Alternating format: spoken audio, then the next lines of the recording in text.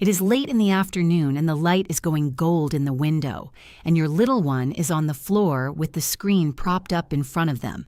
The cartoon is loud, fast, a new bright picture every second, a song that does not stop. And you reach over just to turn it off because the dinner will not cook itself. And the moment the screen goes dark, your child's face crumples. The back arches. The cry comes from somewhere deep, and the small hands reach past you toward the black glass as if you have taken away the only thing in the world.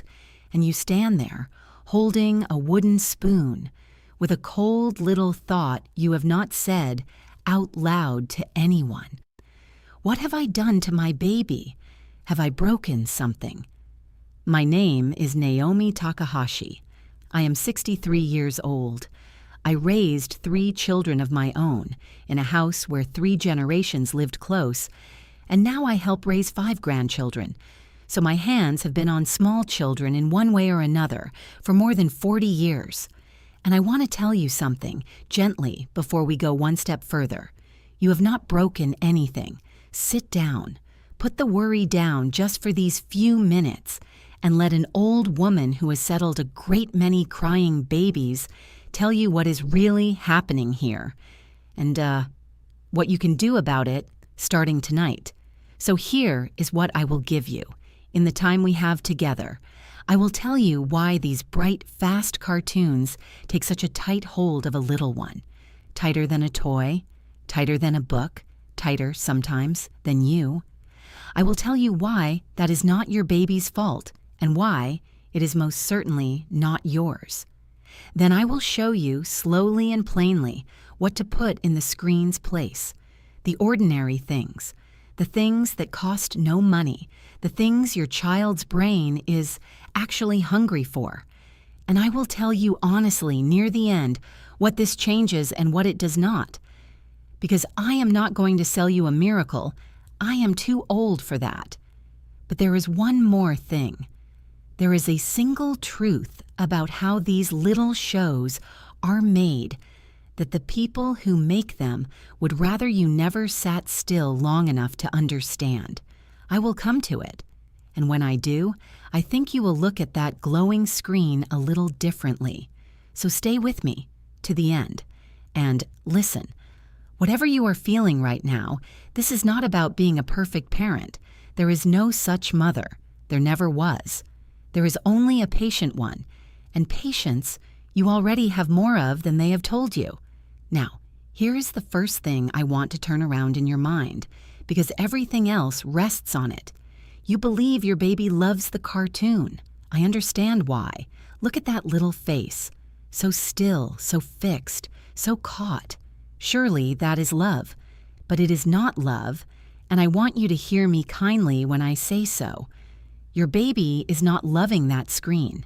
Your baby is caught by it.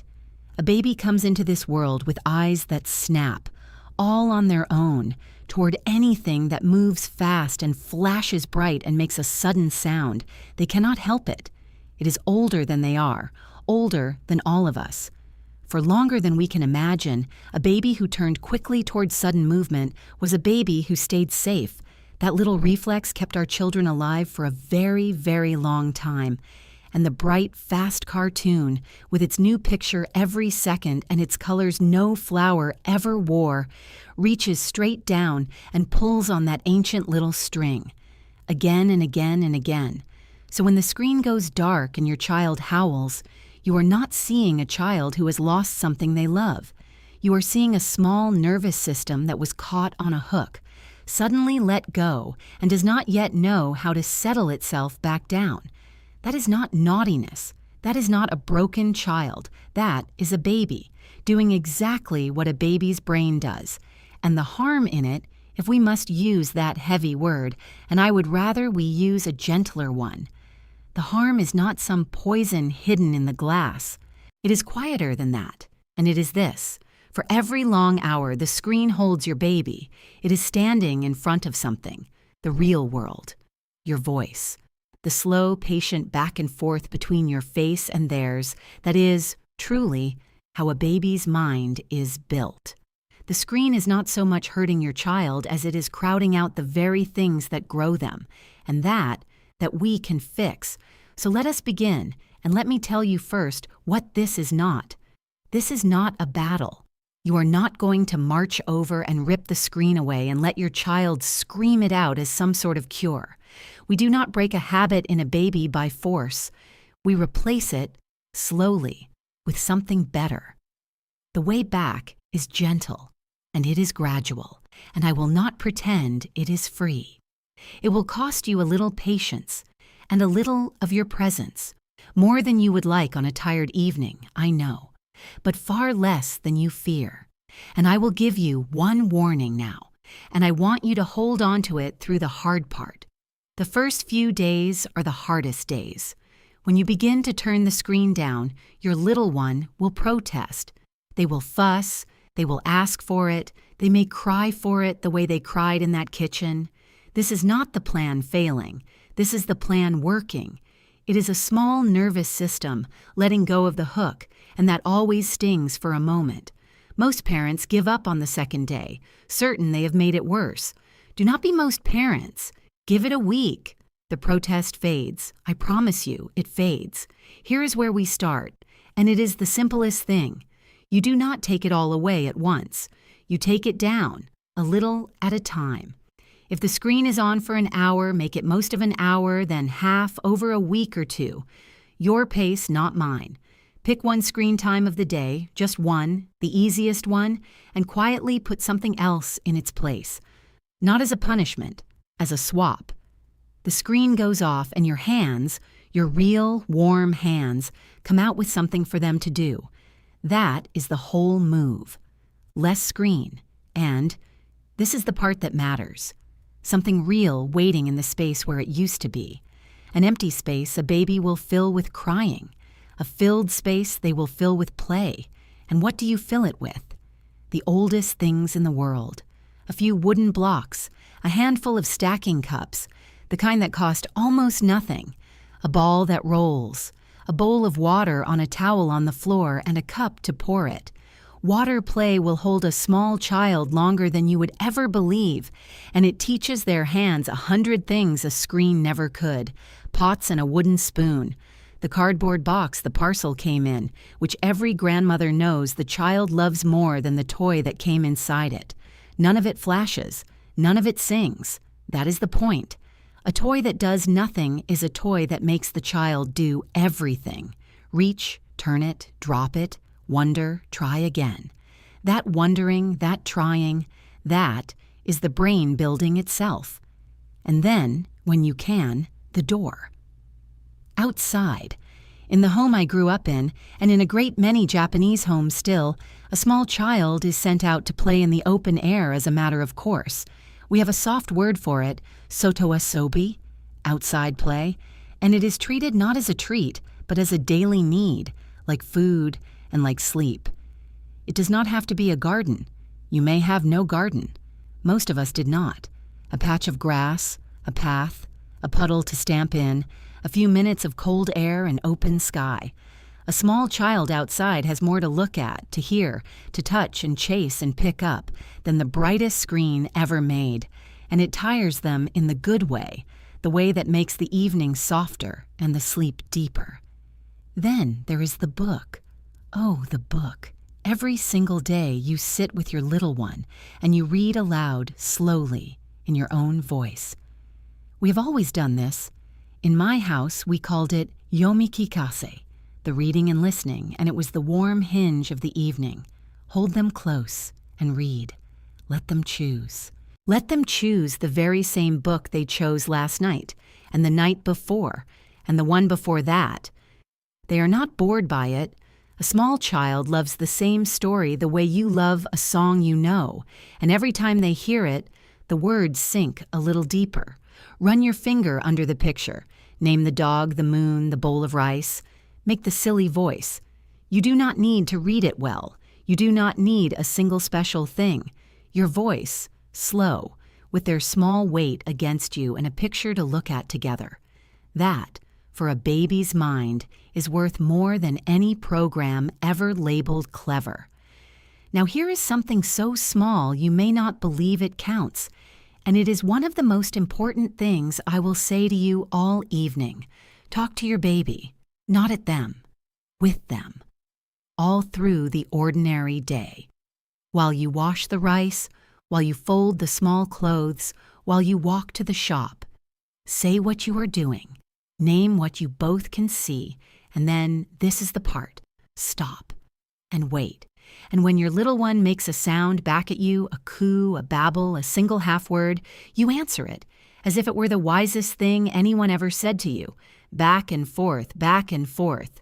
This is how a baby learns to talk. Not from a voice on a screen, however bright, because a screen cannot wait for your child and answer the sound they make. A screen only ever talks at them. It never once talks with them. And the talking with is the whole of it.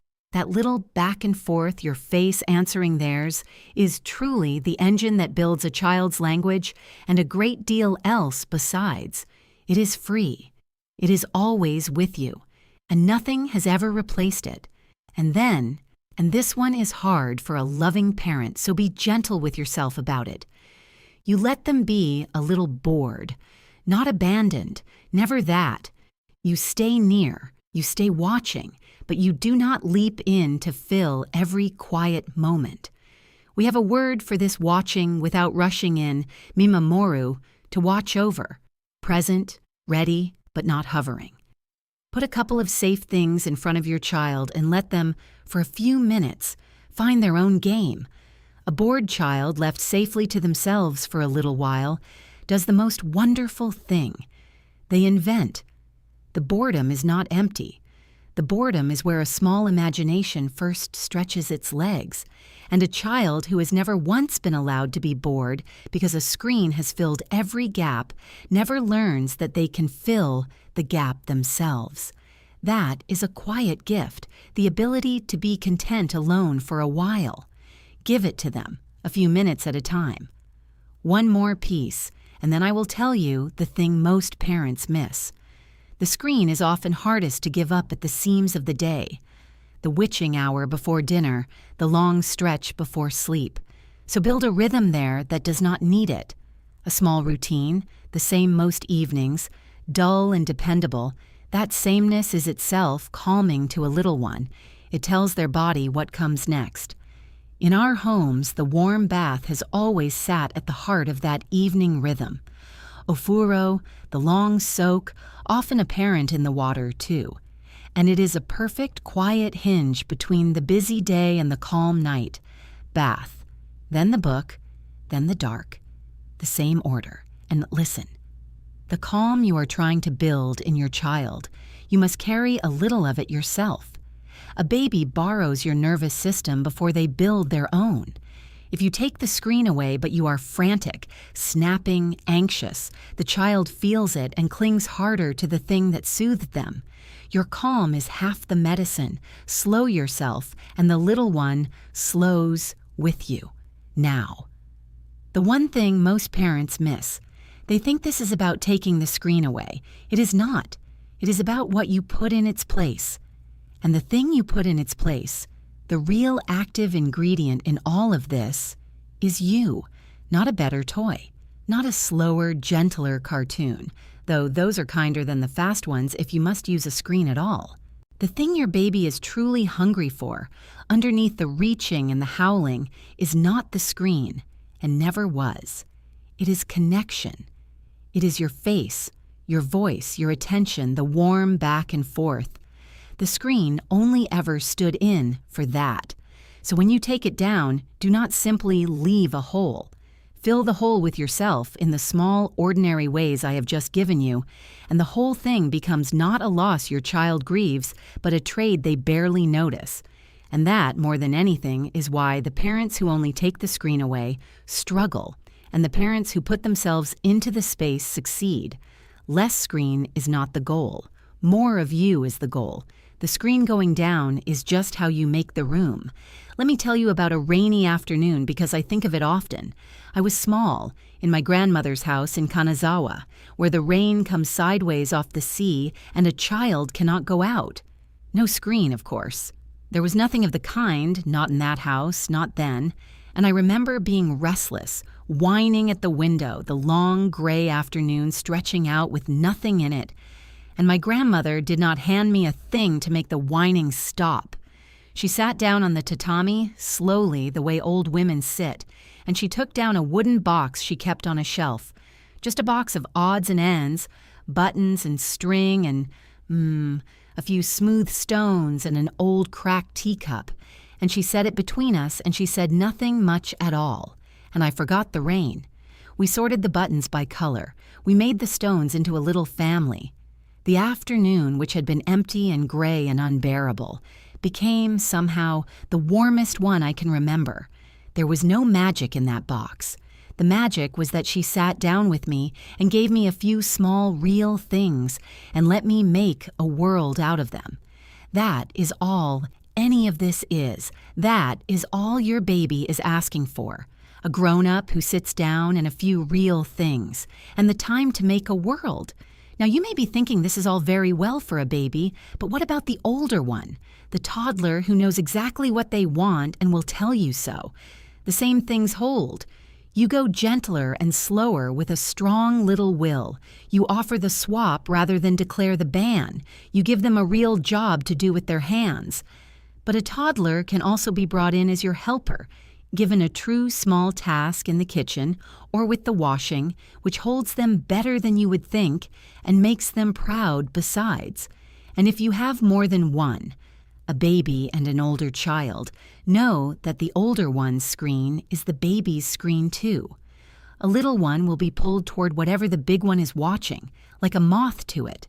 So the rhythm has to be the family's rhythm, not one child's. Which brings me to the hardest part of it, and I will say it plainly because we are friends now. The phone in your own hand at the dinner table is part of this, more than we like to admit. A child learns the screen is the most important thing in the room by watching where your eyes go. I do not say this to shame you. Heaven knows I would have struggled with these little machines too. I say it because your own calm, screen-down attention is the very thing we are trying to give them, and they learn it first by watching you. And now the objections, because I can hear them, and they are fair ones. Naomi, I work.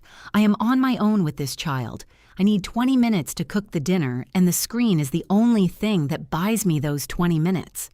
I hear you, and I will not scold you, not for 1 second. Sometimes the screen is what gets the dinner made, and a fed child with a tired, sane parent is better than a perfect rule and a mother in pieces. The aim here is never zero, never all or nothing. The aim is less and slower, and more of you where you can manage it. If a quiet program buys you the dinner, then choose a slow and gentle one. Keep it short and let the rest of the day be real. That is not failure. That is a parent doing a hard job well. I live in a small flat. There is no garden. Neither did most of us. Outside is a doorstep, a stairwell down to the street, 5 minutes of cold air, a window thrown open. We are traveling. We are in a waiting room. A small bag with a board book and 2 little toys will carry you further than you think. And if the screen comes out for a long, hard journey, it comes out, and the world does not end. These are tools for ordinary days, not iron laws for every hour of your life. And because we are speaking of a baby's body and a baby's growing, let me give you, warmly, what the doctors who watch over little ones now say, because it is worth listening to, even from an old woman who trusts her own hands. For a baby under a year, they will tell you, no screen at all, save for waving at a grandmother far away on a video call, which is its own kind of real. Under 2, as little as you can possibly manage. And for the older toddler, 2 to 5 an hour a day at the very most, and less is better. Choose the slow and gentle over the fast and loud, and where you can, sit and watch it with them, so that even the screen becomes a back and forth and not a thing they fall into alone. And, this matters, if you are ever truly worried about the way your child is growing, or speaking or settling or how they pay attention, do not carry that worry alone, and do not take it to the endless internet at midnight. Take it to your doctor. That is what they are there for. That is the right door to knock on. So let me be honest with you now, the way I promised, about what this does and what it does not do, because I will not send you off with a fairy tale. First, the kindest truth. You have not damaged your child. I want to take that heavy stone out of your hands and set it down, because I saw you pick it up in that kitchen at the start. A baby's brain is not a delicate thing that a few cartoons shatter forever. Little children are tougher and more wonderfully adaptable than the frightening corners of the internet would have you believe. Change what you put in front of them, and most little ones settle into the new rhythm sooner than you would dare hope. Often within a week or two you will see it. Easier sleep, a calmer mood, a longer stretch of real play, fewer of those storms, not because anything was healed, because nothing was broken, but because a child given what they actually need simply does better. That is all, but I will not overpromise. It is not instant. The first days are bumpy, as I warned you. You must ride out the protest. Every child is different, and a spirited one will fight the change longer than a placid one.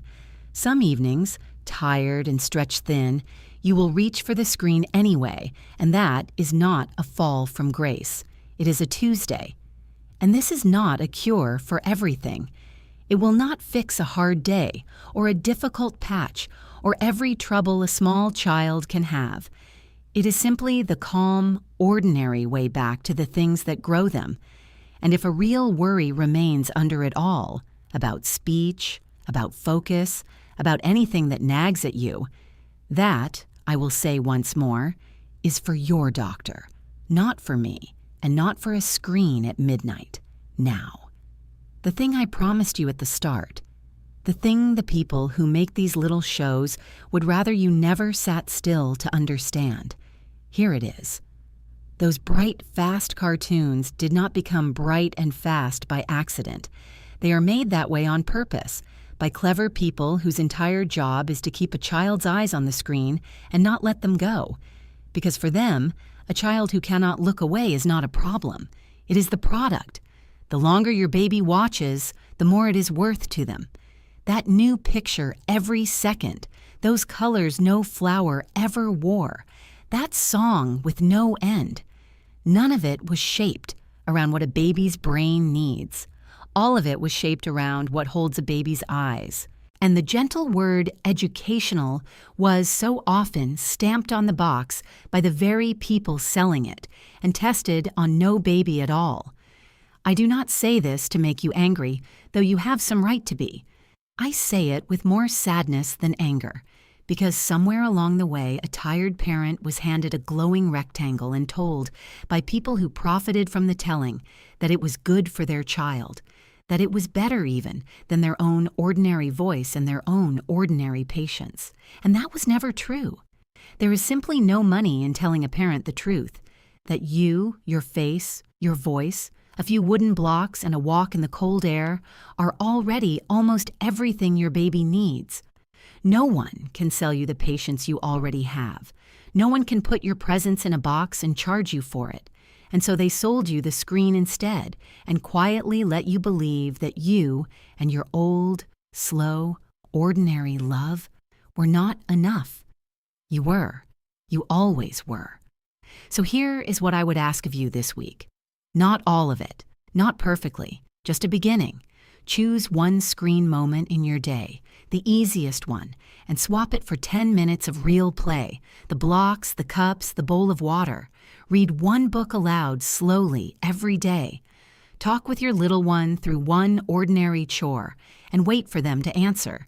Get outside once, even for 5 cold minutes, and put your own phone face down for one meal. That is all.